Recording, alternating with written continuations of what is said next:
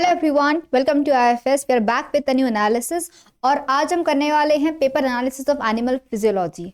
सो ध्यान रखना बच्चों कि अगर हम बात करते हैं आईआईटी जैम बायोटेक्नोलॉजी एग्जाम की, तो यहाँ पे एनिमल से क्वेश्चंस बहुत कम पूछे जाते हैं and they have some specific topics. आपको मेनली वहाँ से ज़्यादा क्वेश्चंस पूछे जाते हैं।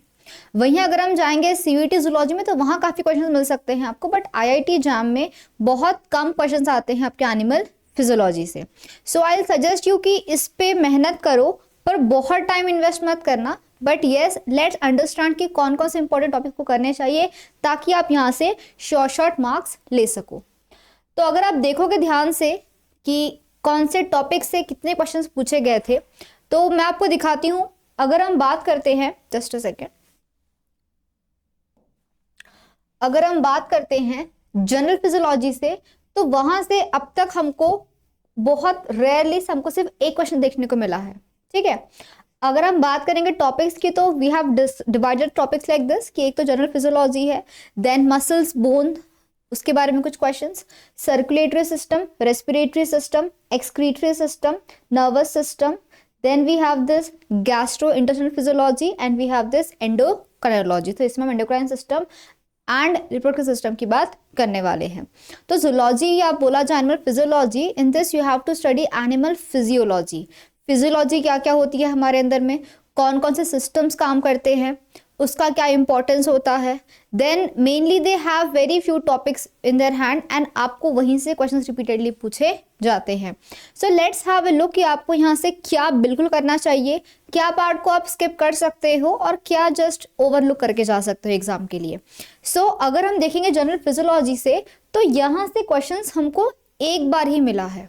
सेम अगर हम बात करेंगे हमारे मसल्स एंड बोन से, यहाँ भी हमको सिर्फ एक ही क्वेश्चन देखने को मिल रहा है। तो अगर हम बात करूंगी कुछ जनरल टॉपिक्स की, बोन्स, मसल्स की, तो वहां से आपको ज्यादा क्वेश्चंस देखने को नहीं मिले हैं। तो उस टॉपिक को आप लोग एक बार पढ़ के जस्ट समझ के आप लोग उसको रख सकते हो, बहुत ज्यादा टाइम उस पर इन्वेस्ट मत करना। बट अगर आप देखोगे बच्चों, नेक्स्ट टॉपिक जो है हमारा सर्कुलेटरी सिस्टम, यहाँ से आप देखो 1 2 1 2 3 1 2 1 1 2, तो आपको इस टॉपिक से, that is from the circulatory system, हमको यहाँ पे मैक्सिमम क्वेश्चंस देखने को मिले हैं। तो प्लीज प्रॉपरली करके जाना इसको। हार्ट क्या है, कौन कौन से चेंबर्स होते हैं, ओपनिंग क्लोजिंग क्या होता है, एसए नोड एबी नोड क्या होता है, मर्मर साउंड क्यों आता है, पीक्यूआरएस का मतलब क्या होता है। तो सर्कुलेटरी सिस्टम से बहुत सारे क्वेश्चन बन सकते हैं।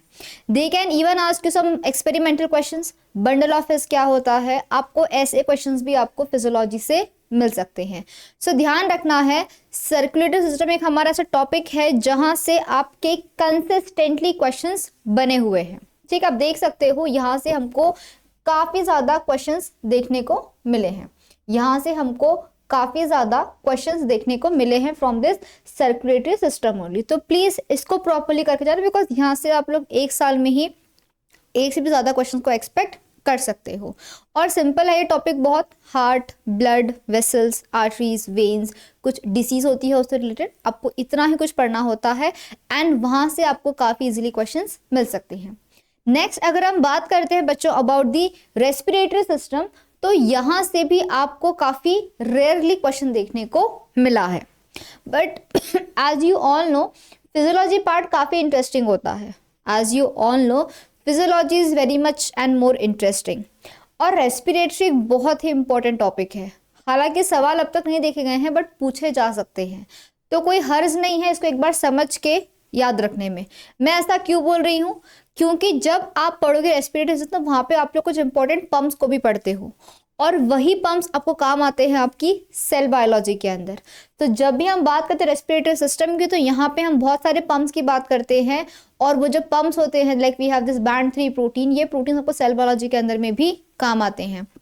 So it's important for you to complete this topic, ताकि आपका सेल बायो वाला पार्ट भी क्लियर हो सके।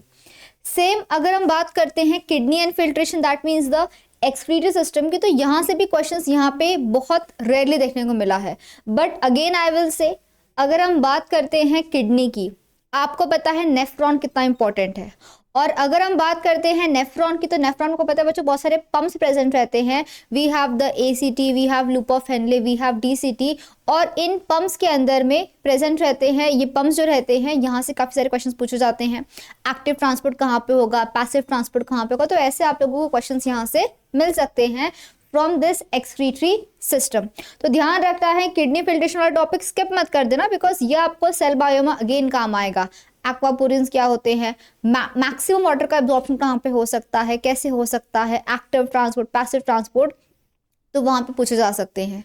तो अगर मैं आपको एक तरीके से बोलूँ ना, तो आपका जो सेल बायो के जो पंप्स है वो डायरेक्टली कनेक्टेड है हमारे फिजियोलॉजी से, बिकॉज ये पंप्स क्या है, हमारी बॉडी का पार्ट है, और वो पंप्स प्रेजेंट है तो बॉडी में सारा कंडक्टेंस हो रहा है, सारी चीजें हो रही है। तो सेल बायोलॉजी के सारे पंप्स आपको यहाँ पे मिलने वाले हैं। तो अगर आपको ये वाले कंसेप्ट क्लियर होंगे तो आपको पंप्स पढ़ने में और मजा आएगा, आपको समझ में आएगा कि अच्छा ये पंप कर रहा है तो काम क्यों कर रहा है। ओके, हम बोल तो रहे हैं कि भाई क्या करवाता है, ये फिल्ट्रेशन करवाता है, maximum water is reabsorb and concentrated urine is form, water को अपन लॉस नहीं करवाते हैं, है ना। तो क्यों है, क्या है, आप यहाँ पे समझ लो। और पंप्स की बातें हम लोग सेल बायोलॉजी में डिस्कस करते हैं definitely, so please don't miss that. Next we have is brain and neurophysiology, that means the nervous system. अब आप देख सकते हो यहाँ से क्वेश्चंस पूछे गए हैं, एक एक एक आपको इस ब्रेन एंड न्यूरोफिजियोलॉजी से क्वेश्चंस डेफिनेटली पूछे जाते हैं। इसमें आपको पढ़ना पड़ता है पक्का आपको पूरा nervous system. Again as I told you, इसमें हम लोग न्यूरॉन्स की भी बात करते हैं, नर्व इम्पल्स कैसे काम करता है।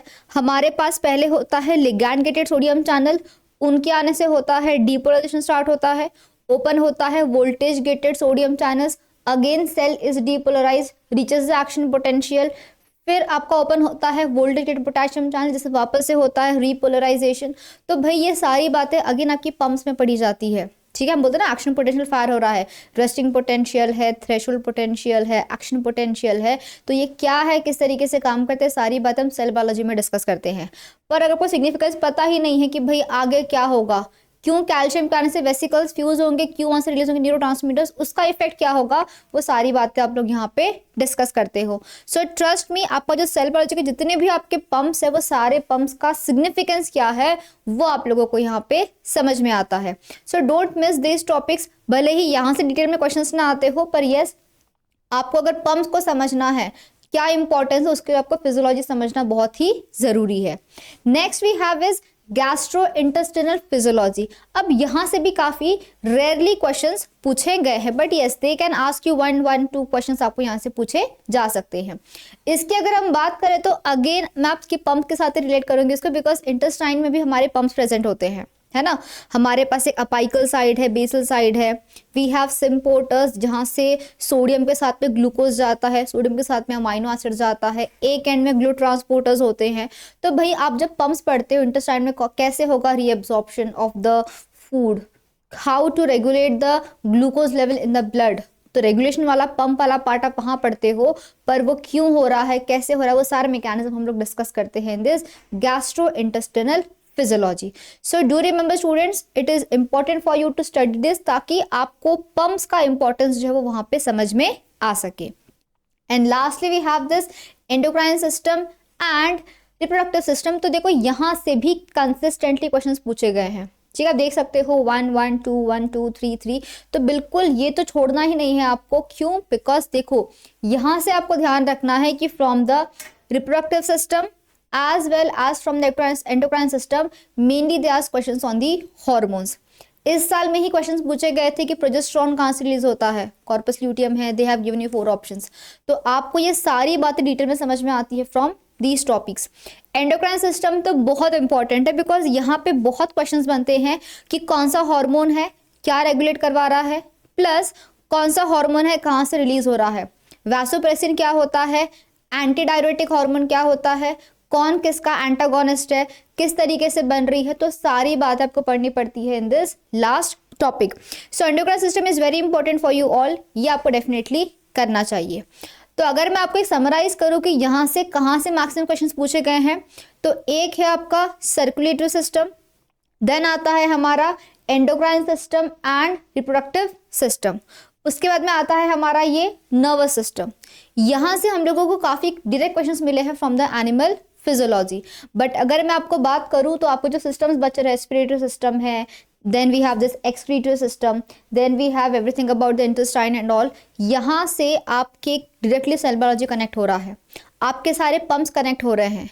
आप समझते हो what is depolarization, what is repolarization, what is hyperpolarization, ये सारे टर्म्स आप लोग यहाँ से समझते हो। पर वो क्यों हो रहा है, कैसे हो रहा है, ये सारी बातें हम लोग सेल बायो में डिस्कस करते हैं। तो आई सजेस्ट यू ऑल कि आप दोनों को पैरेलली लेके चलना, उसको पढ़ने के बाद आप इसको भी तुरंत साथ में रिवाइज करना, ताकि आपके बिल्कुल कंसेप्ट क्लियर हो जाए कि अच्छा ये पंप काम कर रहा है। सोडियम पोटेशियम पंप क्या करता है, जनरेट करता है पोटेंशियल, मेंटेन कोई और करेगा, जनरेट वो करेगा। तो आप किसी छोटी छोटी सी बातों पे क्वेश्चंस पूछे जाते हैं, and if you understand this topic, trust me, cell bio आपको और ज्यादा इंटरेस्टिंग लगेगा, because cell bio is directly connected to this part.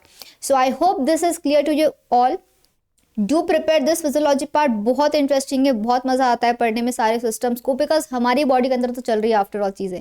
So trust me, it's very interesting, बड़ा मजा आता है देखिए कि अच्छा ऐसा है, अच्छा वैसा है, ये कम है तो क्या ज्यादा है तो क्या, नींद क्यों आती है भाई, स्किन का कलर ऐसा क्यों होता है। सो एवरीथिंग इज कनेक्टेड, सबका एक रीजन होता है। कैल्शियम कम होगा तो बॉडी क्या करेगा, ज्यादा है तो क्या करेगा, ग्लूकोज कम है तो क्या, ज्यादा है तो क्या, ठंडी है तो क्या, गर्मी है तो क्या। So all these queries are solve in this topic, और ये सब हमारी बॉडी के अंदर चलता है तो वी कैन रिलेट। हमको भूख क्यों लगती है, क्यों खाना देखते ही मुंह में पानी आ जाता है, वाई इज दैट, कि आपने बस देखा है, आपने सिर्फ आपकी आईज यूज किया है, मुंह में अपने आप पानी आ गया है।